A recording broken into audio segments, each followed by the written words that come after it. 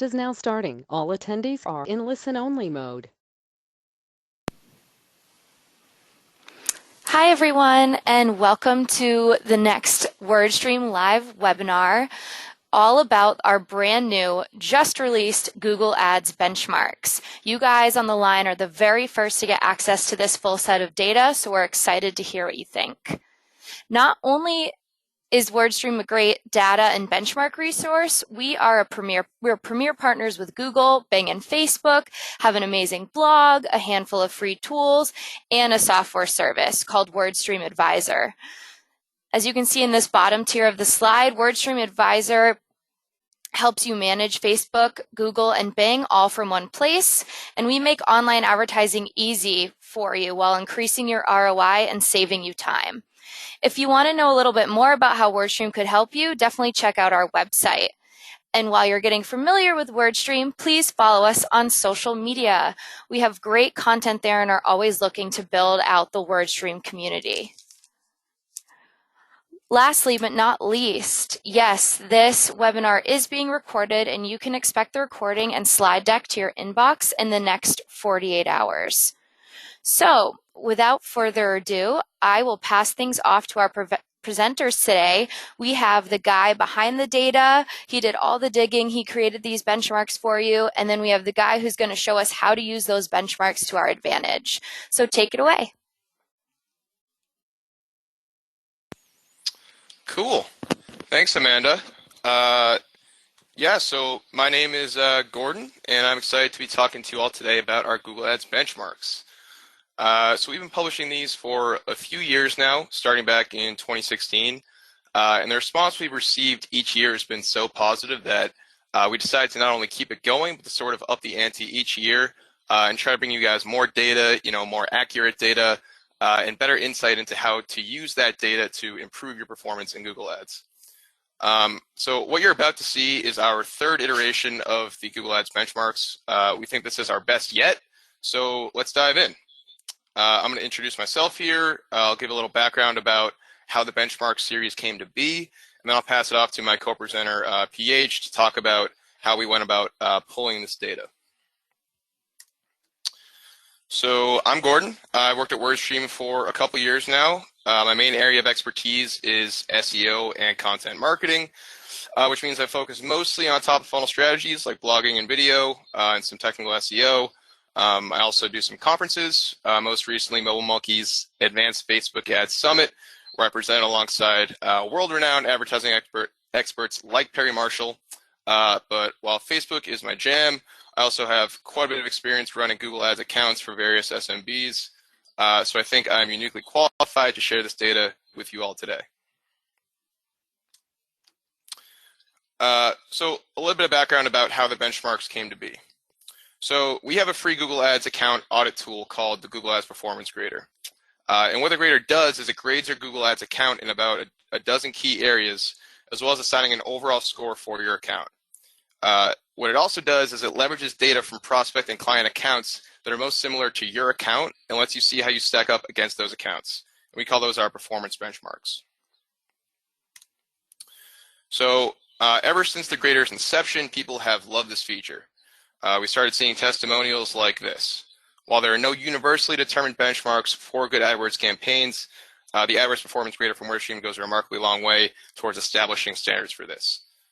So we sort of took that to heart and said, okay, people love seeing on a granular level how they stack up to their competitors. What if we could aggregate all that data and deliver a report that gave people a high-level look at those metrics? So that's what we did. And I'll let Patrick Henry talk a little bit more about what exactly those metrics are that we're measuring. But like I said, the response to this data has been overwhelmingly positive. And it makes sense, right? Like, it's scary to be operating a Google Ads account on your own and to have zero visibility on whether or not you're actually performing well. So the real crux of the benchmarks comes down to a desire to show people how they should realistically be expecting to perform in Google Ads. In all likelihood, you'll see your industry in one of the 16 that we're going to talk about today. But if you don't, again, I highly recommend you run your account through the grader, because that's going to give you the truest look at whether you're falling behind your competition or actually exceeding it. So I'll come back in a few minutes to share the actual data and talk about how you can act on it to improve performance. But for now, I'll pass things off to our senior data genius, Patrick Henry, so we can talk about how we went about mining for this data. Okay, perfect. Hi, everyone. My name is Patrick Henry. I'm the Senior Data Analyst for the marketing team here at WordStream. A few things about myself. I'm a big fan of creating visualizations in Tableau, writing in SQL, and really anything related to data. As a small fun fact, I have been told by the police on numerous occasions, no, I cannot pet their dog. And to be sincere, I will continue to do this, but I am not proud of it. You know, we are who we are. Going into the actual benchmarks, the benchmarks are medians for cost per click, click-through rate, cost per acquisition, and conversion rate on the Google Display Network and the Google Search Network, all separated by industry. Now, the majority of this webinar is going to be geared to insights for the benchmarks specifically on the Google Search Network, but everyone will still get to see the benchmarks for both of them. Moving forward to the industry categories that we used, this is the first time our benchmarks will strictly adhere to the Google Industry Category Classification. The reason I find this exciting is that as we continue to release our benchmarks, this will make it much easier to see what changes are happening in certain industries. So the benchmarks have always been very useful to kind of evaluate the past year's performance. But what if you start to see a trend? These benchmarks can also help you set goals for the current or future years. If cost per acquisition is increasing in your industry every year, maybe a goal is to stay steady versus necessarily to decrease it. Because if everyone else is increasing and you stayed flat, that's still a victory. Now, why did I use a median for these benchmarks? And actually, we've historically always used medians for our benchmarks. They're a much better indicator of what is typical than an average.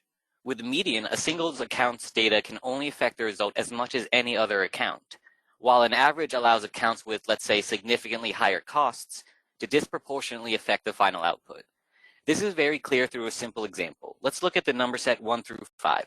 1, 2, 3, 4, 5. The median of this is 3 because 3 is equidistant from the lowest value and the highest value.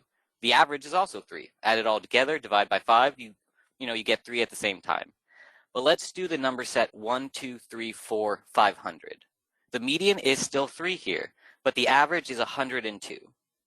Now, 102 is not a typical value in this number set at all, but because one value was so much higher than the others, the average, was very skewed and in a way inaccurate. Now, just kind of going more into the due diligence of creating these, because these are one of the first questions I would have as an analyst. When we took all of our data, did we simply take the median of all the accounts? Well, no, actually. There was 8 separate reports created, each report having its own unique filters. So for example, for the display cost per acquisition benchmark, it does not consider any accounts that have a 0 value for display cost. Not every account will actually advertise on both networks. And it's things like that that we just took into consideration to make sure you can trust these benchmarks. Now, where did all the data actually come from? The data comes from our WordStream SEM Google Ads account, which contains the data of our customers, as well as anyone who's connected their account to ours via the Google Ads Performance Grader. Now, just for the year 2018 alone, this actually totaled to over 32,000 accounts. But unfortunately, there is no industry field in Google Ads. Using the client ID, we were able to join the Google Ads data to the data from our Grader free tool, as well as our client database, where people can declare their industry. So that's just a little bit of the background of how we were actually able to assign an industry to these accounts. And to include all accounts, even using foreign currencies, we use the currency conversion rate from Owanda.com. Owanda Corporation is a registered future commission merchant and retail foreign exchange dealer with the Commodity Futures Trading Commission. Now, as we said, Gordon will go much more in-depthly into insights that can be taken from the Google Search Network benchmarks, but let's just kind of go over some interesting trends when comparing both networks and just things from a high level. Now, what I found was that industries that are more geared to market directly to customers, B2C, have lower cost per acquisitions in the search network than industries that are more heavily B2B. Now, we have examples in the slide, but the median CPA for the B2C industries, hobbies and leisure, arts and entertainment, dining and nightlife, is almost half the median CPA for the B2B industries. What's also interesting about this trend is that it actually doesn't follow in the display network, which is just kind of an indicator to how different these two networks are and how they behave differently as well. Going more into the differences between the two networks, we've found that the cost per click is larger in the search network than in the display network, but still CPA is almost always higher in display than in search for the same industry. And you may think that if clicks are more expensive in search, then CPA should be larger in search as well. But because the click-through rates and conversion rates are so much smaller in the display network, the CPA for the search network is still often much, much less costly than in display. Is one of kind of the final higher end, high level trends, looking specifically into conversion rates. I want to give you the top performing industries as well as the median for this benchmark so you can frame what should be considered a healthy conversion rate in each of these networks. Now, the highest conversion rate for the Google Search Network is actually the vehicles industry at 7.98% and law and government at 7.45%. The median is about 4%. And you can see the stark difference in the highest conversion rate for the display network. That industry is hobbies and leisure at just 1.12% with a median of 0.5%. You can see how starkly different the conversion rates are for the same industries in these two channels. Now, before Gordon goes into the insights derived from each of the benchmarks for the Google Search Network, I'd love to hear from everyone which benchmark, cost per click, click-through rate, cost per acquisition, or conversion rate is most important to them. Which ones are you motivated to learn the most about? And since we are able to throw a live poll, please vote, please participate, because we want to hear what metric you feel is most important for you as a business owner, or simply as the individual in charge of digital advertising for your company.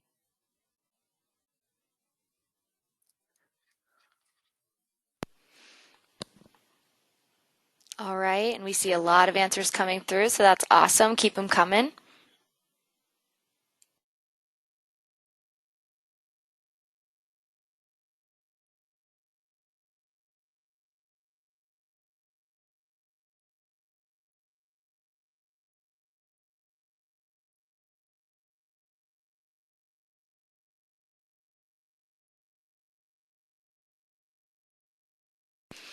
Okay, let's see what we got here. We've got about 70% of people who have voted so far, so I'm going to close down the poll and share the results. It looks like we've got about 34% of the audience interested in cost per acquisition and 34% of the audience interested in conversion rate. So we've got a split headset here in the group today with us, and then coming up shortly behind is click-through rate at 22%, and cost per click is down there low at 10%. Okay, very interesting. Yeah, that's like sort of what we're expecting, right? Like usually advertisers are interested in getting, the most bottom line profit out of these campaigns. So like CVR, CPA, these are the metrics that are, closest to the bottom of the funnel. But I'm going to steer you through all these, and we'll talk about how CTR and CPC sort of inform these other metrics, and we'll get a holistic view at how they're all important to a good advertising campaign. Cool. So let's talk about our first metric here. This is CTR, or click-through rate. Quick aside, so as PH said, we're not going to be talking about display today because while display is a useful channel, that would just give us too much data to sift through in the time we have allotted. And because search is also, generally speaking, a much more profitable channel for advertisers, we thought it'd be useful to spend all of our time today talking about how to maximize your impact there. If you're interested in insights around our display data, definitely check out the benchmarks blog post that will come out in a couple weeks. Or if you just want to see the data as it appears here, stay tuned until the end of the webinar when you'll have the opportunity to download all of it for your own keeping. So here we are. This is click-through rate. And as PH mentioned, when you're looking at this graph, you're going to notice that generally speaking, the more human industries enjoy higher click-through rates. And let's actually take a second to go through each of these industries so you can locate yours at home, because we're going to be using more or less the same graphs throughout.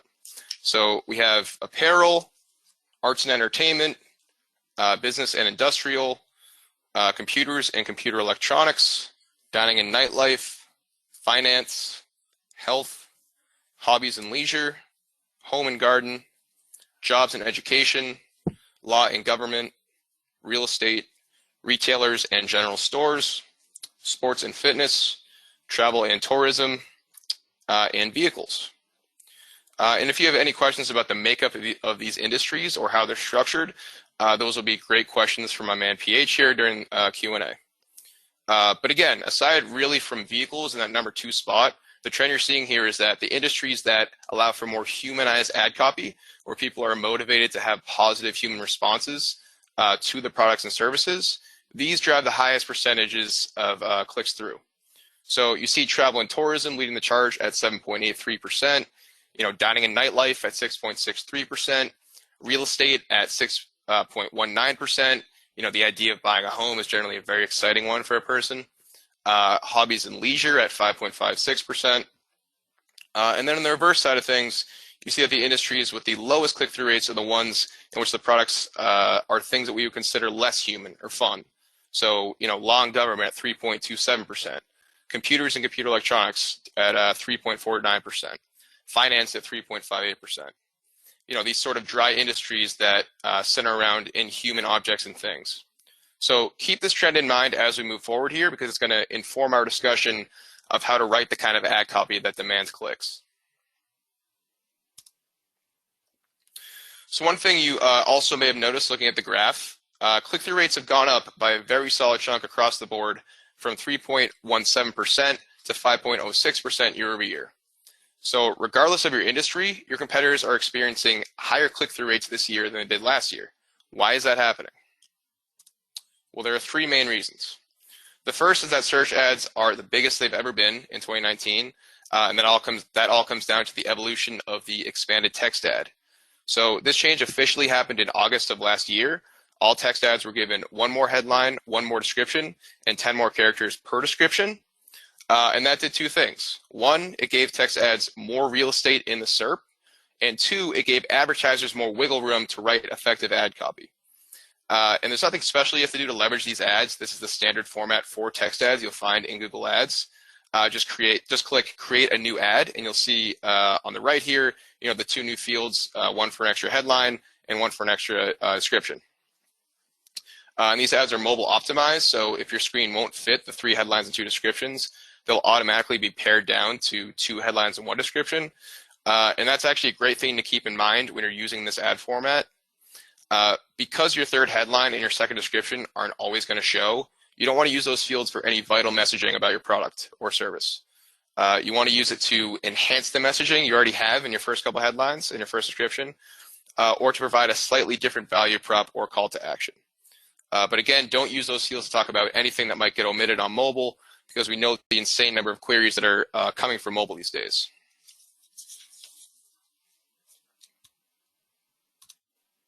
The second reason click-through rates have gone up is flexibility.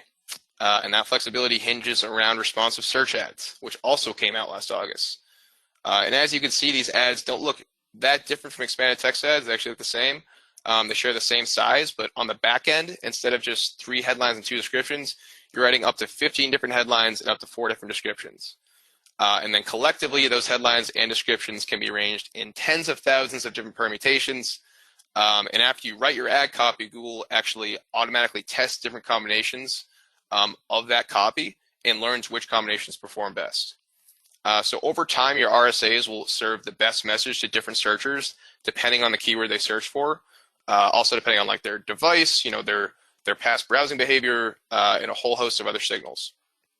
So, more space, more flexibility, using machine learning to serve the best ads. This is why click-through rates are increasing. And the final reason CTRs have gone up is audiences. So last year around this time, audiences had barely rolled out in Google Ads. So remarketing was focused mostly on RLSAs, or remarketing lists for search ads. That means for most people, you're either putting Google's remarketing tag on your site and remarketing to site visitors, or you're uploading a customer list and remarketing to customers. And both of these are highly effective strategies, and they allow you to target more high-intent prospects using your own data, which is basically the crux of remarketing. The difference today is that Google has opened up a whole host of other ways to build high-intent audiences and target better prospects. And they're doing so by giving advertisers access to their data. So the most prominent prominent of these is in-market audiences, where Google uses machine learning to target prospects that have demonstrated a vested interest in your product or service. But there's also detailed demographics where you're targeting based on things like education and marital status. There's combined audiences where you're merging multiple RLSAs to create bigger prospect pools. There's custom intent and custom affinity for display. So Google has really upped the sophistication of its audience building capabilities, and advertisers are starting to use these features more and more as they roll out. And this means again that people are being served ads that are more relevant to them. Thus, they're more likely to click. Thus, click-through rates go up. So I'm going to move quickly through these because I want to get to our other benchmarks, but there are a few things I want you to keep in mind when you're thinking about how to go about organically increasing click-through rates regardless of the industry you're in. Yes, you can take advantage of the new ad formats. Yes, you can take advantage of audience building, but your competitors all have access to those features too, right? So the single most impactful thing you can do today to up your click-through rates is to write more relevant ad copy. And you can do this regardless of whether you're in one of those high CTR verticals or whether you're in, finance or computers. So there are two ways in my mind to write more relevant ads. The first is to cater your ad copy to your audience. So if you're using a similar audience based on a customer list, you might appeal to those prospects by surveying the pain points of your existing customers and then applying those to your ads. Or you might crowdsource testimonials and show your prospect pool that your product or service has resolved the pain points of people just like them. If you're targeting by demographic, and you know that one of your ad groups is targeting women and the other is targeting men, personalize your ad copy by gender. And if you're using detailed demographics to target, the parents of teens like ages 13 to 17, talk about how your product can help those parents navigate through those inherently angsty years. There's a number of ways to do this. The point is you need to take the time to cater your ad copy to your audience, or you're not going to be able to write relevant ads. So the second way to organically up CTR has less to do with audience and more to do with sentiment. So if you're one of those low CTR industries like computers, computer electronics, don't think that you have to settle for low CTRs just because your industry isn't quote unquote fun. Like say you're bidding on the keyword buy a laptop. Don't just write an ad that says, order laptops or order laptop computers online, browse now and save. Not only is it generic, but it doesn't give you features or benefits. It doesn't allow that prospect to see how his or her life would be affected by the product. Kind of similarly, don't just say, get the laptop with the perfect balance, performance, and battery life.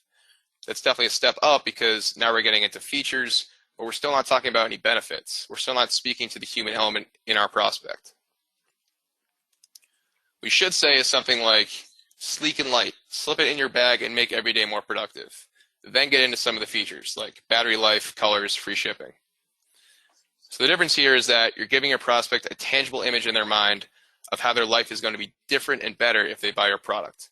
And that's the crux of writing compelling ad copy. So let's get into our second benchmark here, cost per click, or CPC. So what you're immediately going to notice here, and PH spoke to this a little bit, is the inverse relationship between click-through rate and cost per click. All those fun industries that have high CTRs like dining and nightlife and travel and tourism, those have the lowest CPCs. The reverse is true for the industries that have the lowest CTRs. Those are going to have the highest CPCs. So you see law and government coming in at a whopping $6.35, finance coming in at $3.56, and so on. And again, we're going to give you a chance to download these graphs at the end of the webinar, so you can really take your time looking through the data. But let's hop right in and talk about why that trend of high CTR to low CPC is important. So the two most important factors in determining how much you pay per click are your quality score and your max CPC bid. Your quality score is essentially Google's assessment of how effective your ad experience is, and it's determined by three things: landing page experience, keyword relevance, and the most important thing for our discussion today, expected click-through rate. That means that the higher your expected click-through rate, the higher your quality score, and vice versa. The lower your click-through rate, the lower your quality score. And you can see in this chart on the right here how much more or less you can expect to pay per click depending on your quality score. So if your quality score is 10, which means your expected click-through rate is extremely high, you're going to see a 50% discount on your cost per click. If your quality score is 1 and your CTR is super low, then you're going to pay 400% more than the average bidder. So you can start to see the very real impact that CTR plays on CPC, and it all hinges around this all-important metric of quality score. And I'll just say again, you are not your industry. So if you're looking at this data and thinking, oh crap, I'm in one of these verticals with inherently low CTRs, so I'm going to be paying a fortune for every click, it's just not the case. Yes, on some level, you're going to be confined to the trends of that niche, but that doesn't mean you have to settle for high CPCs if your industry has low CTRs. And actually, I would say that relationship is a good thing because it pretty much gives you one actionable route if you want to pay less per click, and that's to increase your CTR. And again, you can do that by doing all the things we've already discussed, like writing more relevant ad copy, taking advantage of those new ad formats, leveraging audiences to target higher intent prospects. So I mentioned there were two things that determine CPC, quality score, and your max CPC bid. We talked about quality score, so the natural follow-up there is, okay, how do I get started with bidding? And if there's time, we're going to get into bidding a little bit more when we talk about cost per action. We've also written a lot about bidding strategies on the blog, so if you guys have questions about specific bidding strategies, please leave them for Amanda, and we'll try to include any useful resources in the follow-up email after the webinar. But for right now, a question I get all the time is just flat out, where do I start?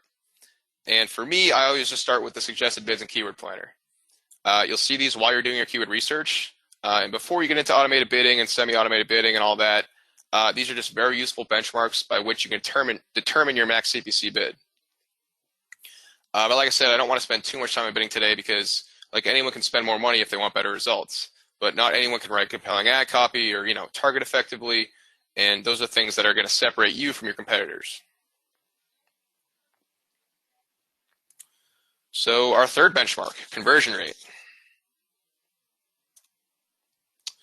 So the first thing you're going to notice here is that some of these industries with high CTRs and low CPCs are also getting high conversion rates. So you see vehicles with that conversion rate that's all the way up around 8%. Dining and nightlife up at almost 5%. But you're also probably noticing that, like, wait a minute, law and government is one of those industries with consistently low CTRs. So why is the conversion rate so high? And this is where that correlation of, conversion rate to some of these other metrics gets a little bit murky. Because your conversion action is going to change from campaign to campaign and from industry to industry, you can't assume that just because a person is clicking through to a landing page more often, they're also more likely to convert. For instance, look at the lowest conversion rate in the graph here, apparel at 2.77%. E-commerce businesses traditionally have lower conversion rates across the board because it's more difficult to get someone to give you their money than to give you their information or to reach out to fill out a form. The path to conversion is just much longer. Like, rather than a simple phone call or a form fill, it's okay, I'm going to add to cart, I'm going to go to checkout, I'm going to fill out my payment information, etc. It also comes down to intent. Like, a person looking for rock climbing gear is probably going to have less of an urgent reason to convert than, say, a person looking for a personal injury attorney.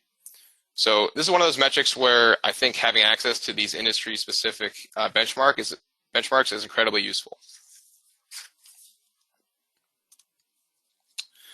So we talked about audiences when we discussed CTR, but this is where you're really going to reap the rewards of audience building. Conversion rates, CPA, return on ad spend, those are all the metrics that you guys voted on. Like, these are the metrics that in all likelihood are going to be the most important for you as a search advertiser because, again, the goal of advertising is, at the end of the day, to drive a profit. And in my opinion, the single best way to make sure you're putting your ads in front of the kinds of people that are ready to drive conversions at a low cost is through remarketing. So take a look at the numbers. If you implement a standard remarketing list targeting return site visitors, you can expect a conversion rate increase of over 1%. If you target shopping cart abandoners, over 3%. If you target existing customers, you're looking at essentially doubling your conversion rate from 5.51% to 12.64%. when you start talking about scaling and building bigger campaigns with bigger budgets, even that 1% increase could net you tens of thousands of dollars in increased profit over time. But that's not the only benefit of remarketing on search, especially when you start to think about the other channels that you might be leveraging. Where other mediums like display or Facebook or billboards can't match the search network is intent. By choosing to advertise on the search network and bidding on keywords, you are inherently putting your ads in front of people who have high commercial intent. These people are entering search terms related to your product, right? So in a channel like display or Facebook, where you don't have the luxury of intent-based search queries, targeting and audience building are going to be the closest proxies you have to reaching someone with that active search intent. And what's really great about leveraging audiences in Google Ads is that it gives you the ability to layer the intent boost you get through audience building over the intent boost that you're already benefiting from by bidding on relevant keywords. So I mentioned some of the other audience building features that allow you to use Google's data to target high intent users, things like in-market audiences and custom intent audiences. But today I want to focus on the most foundational form of audience building, which is RLSAs, or remarketing list for search ads. So a quick primer on how to get set up with RLSAs. First, you need to set up your list. So to do this, you're just clicking the tool icon on the top right of your dashboard. You're navigating to Audience Manager, Audience Lists. And if you want to upload a customer list and target past customers, you can do that. And as we saw in the last graph, that can be an extremely effective strategy. But to get started, you're probably just going to want to create a list of site visitors. And as you can see here, that just requires setting up rules based on URLs. So if you want to target everyone who's visited your homepage, you can do that. If you want to target only those people who have visited specific product pages, you can do that too. If you want to create a list of cart abandoners, which is another effective audience that we just saw on the graph, all you do is target all users who have visited your cart page, but not your checkout page. And once you've decided on the list that you want to create, the second step is to add your remarketing tag. So there's a lot of literature available on how to do this. You don't have to be a developer, and the process is going to vary depending on which content management system you're using. But generally speaking, if you Google some variation of like Google Ads remarketing tag WordPress or Google Ads remarketing tag Shopify, you're going to get some user-friendly instructions on how to set up the remarketing tag for your specific site. You can also, if you want, link up your Google Analytics account and your Google Ads account and do it that way. If you already have an analytics tag on your website, you don't feel like adding the Google Ads tag. But once your snippet is in place, whether you're using Analytics or Google Ads, you don't need to continuously add new tracking every time you create an audience. Just head back to Audience Lists and go through the same process.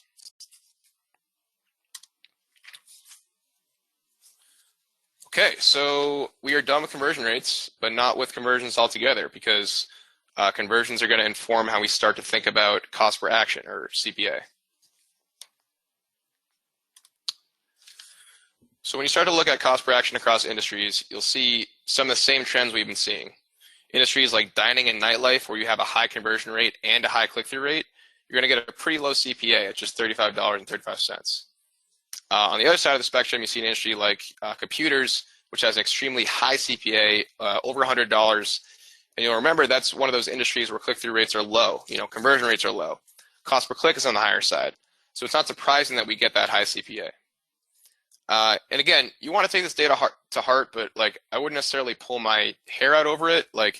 If you're in the real estate industry, for instance, it's probably good to know that you should be expecting a higher CPA based on how your competitors are performing. But CPAs are going to vary industry by industry, and they'll probably also vary by your business, depending on your goal. So if you're coming in a little bit higher than some of the numbers you're seeing here, that may just mean that a given conversion is worth more to you than to one of your competitors, and that's totally fine.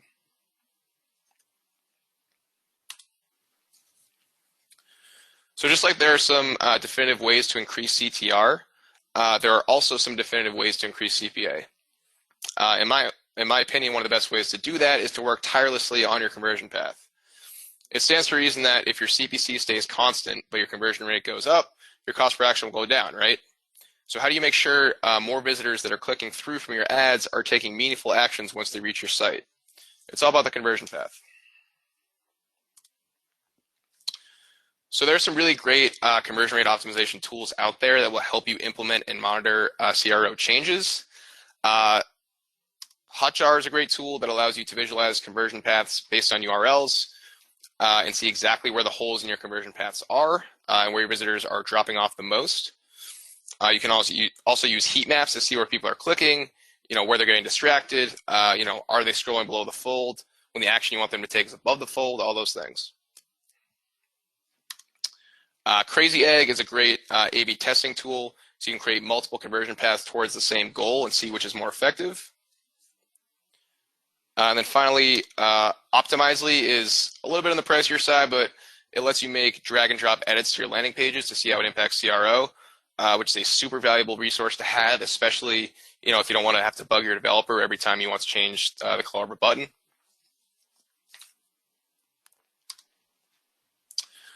So one thing I would try to avoid doing, when you hear people talk about CRO and reducing conversion path friction, the narrative is typically that the fewer steps a prospect has to take before converting, the better chance they have at converting, right? So if you're advertising a specific product, you should send products to that specific product page. Or if you're advertising a specific subset of products, you should send products to a product collection page. One thing I would be wary of is crossing the line from a frictionless conversion path to losing the ability to qualify your prospects. So let's take a form fill as an example. If your conversion goal is to get people to fill out this form, conventional wisdom might dictate that you cut out the CTA on the prior page. But by doing so, especially if you don't have the information necessary to truly qualify prospects on your landing page, information about your brand, about the form they're filling out, you actually risk hemorrhaging prospects at that stage of your conversion funnel. The reason is that often people need the agency to navigate to conversion of their own volition. If they feel like they're being directed to a step they're not ready for, that's where you're going to start experiencing leaks in the conversion path. Say if instead of sending prospects right to that landing page, you send them instead to the home page, you include some compelling brand copy on the page. Maybe you feature that call to action button really prominently in your A/B testing colors and placements. Like that's when you'll really start to see a more fluid conversion path and a lower CPA. And again, sometimes it's having the ability to add touch points along the path and truly qualify people that will allow you to do that. So we are close to about out of time. We wanted to leave you with 5 sort of distilled action items from the presentation today. Number 1, utilize all the new features at your disposal. Like Google is giving you a wealth of new ad formats and targeting options, and all of them are designed to help you do things like increase CTR. So make sure you're experimenting and diving into that new functionality regularly. Number 2, make your ad copy relevant and compelling. You really want to take the time to cater your copy to your audience and give it real human sentiment. Number 3, leverage RLSAs. These things are tailor-made to reach high-intent users that are already searching for your products. Number 4, make your conversion path fluid. You're not going to be able to keep your CPAs down unless you keep your on-site experience frictionless. And sometimes that means adding steps to the equation. And finally, number 5, if you're not sure, try the grader. It's quite possible that you couldn't locate your industry in any of these benchmarks. And if that's the case, you really will get the most accurate information by connecting your account and using our insane amount of data to measure performance. So that's all we have for you today. So I'll pass it back on to Amanda, and PH and I look forward to fielding your questions. Awesome. Thank you so much, guys. That was tons of information. You guys are brilliant. We had loads of questions come through. But just before we start answering questions, so you've seen the benchmarks. in PowerPoint form, but we also have a download for you exclusive for the attendees on this report. You guys are the first people to see this PDF format, and that is in your handout section of GoToWebinar, so feel free to download that. So now that you've gotten some tips on what to do from Gordon, you might be looking for more business-specific scenarios. I know a lot of questions came through about what about nonprofit? What about how did you consider conversion rates for this industry or that industry? Did you differentiate them? So if that's the case, if you're feeling like you want more information on your specific business yourself, why don't you go ahead and fill out this poll for us? We'd be happy to connect you with a certified Google Ads expert who can kind of dive in to the metrics that you're seeing. If you ran the grader during today's presentation or have before, or if you want to now, it's in the chat box, and they can kind of review that grader with you and talk about strategies and optimization specific for your business. So while you're taking a little minute to figure out if you'd like to do that, let's jump into some questions.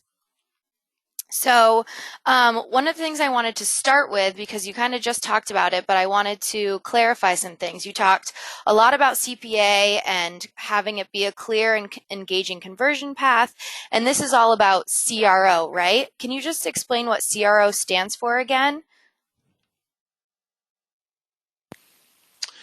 Yeah, it's conversion rate optimization. So, like, a lot of that has to do with your on-site performance. So, like, again, using tools like Hotjar to A/B test certain changes on your page, like looking at your conversion path to see where like people are dropping off at certain stages.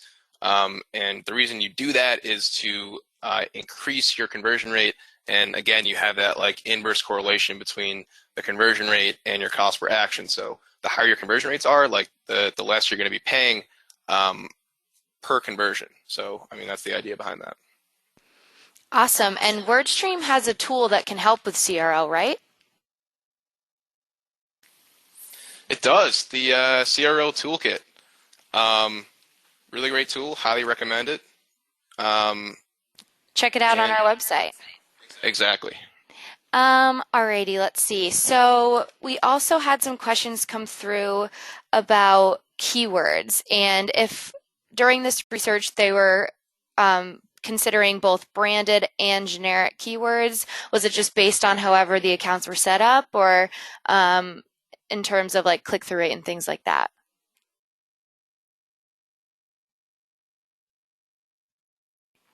Yeah, so just to be a little more clear, when you were thinking about click-through rate and different things like that, like were you considering branded versus generic keywords? Was that taken into consideration, Gordon or Patrick, if you... Oh, I can say that. Okay. So when calculating click-through rate, we actually didn't filter on the type of keyword, so both would have been included. Awesome, good to know. And then also someone asked about e-commerce and shopping metrics, but we have separate benchmarks for that, right? Yeah, we recently released a shopping version of the benchmarks. And that can be found on our blog. That's right, yeah. And if you're looking for information on how to leverage that data in your shopping campaigns, like we also have recently published a bevy of shopping-related content, publishing daily. So check that out as well. All right, in terms of ad copy, we have someone asking, do you really think 3 headlines and 2 descriptions are needed? What is your take on that? That's a great question. I do think it's needed. Like, it gives you, again, like more real estate, and generally speaking, like on the SERP, the more real estate you can get, the higher your click-through rates are going to be. So like you see with shopping ads, like those ads are typically have higher click-through rates than just standard search ads. And like, again, you're just sort of building like a bigger bucket for people to click on that ad. And again, like it also gives you the opportunity to like switch up your value props and, switch up your CTAs and just sort of give more variation into the sentiment you're using and the copy that you're writing. Great. And then why don't we go with one more question? We have still a lot pouring through, and we'll try to make sure to connect you with someone if it was more industry specific. But could we just talk about conversion rates one more time? So, for an agency, for example, they're dealing with many different industries, many different things that could be marked as valuable as a conversion. For instance, content download versus phone call, site activity versus form fill. Was that considered at all in these conversion rates, or do we have to work off of industry norms and like what the industry would have defined as a conversion rate during the research? Well, it's really what the account defined as a conversion rate in Google Ads, and also what the account themselves declared their industry to be. We had many accounts that if they didn't feel they were a certain industry, you either put other or no, because that was an optional thing to declare. So if anyone ever felt uncomfortable that you're like, I actually don't think I fit only in this industry, many people simply didn't reply to that, which is good because that keeps our data accurate. Great. So that's about all the time we have. We want to be able to wrap up before we get that full hour of your time, give you a couple of extra minutes back. But we wanted to thank everyone so much for coming. Remember again that there's a link to try out the Google Ads Performance Grader in the chat box. That way you can set yourself up against your industry and see how you're performing against the benchmarks. And don't forget to download that PDF version in the handout section. Thanks everyone so much for coming, and we hope to see you on our next live webinar.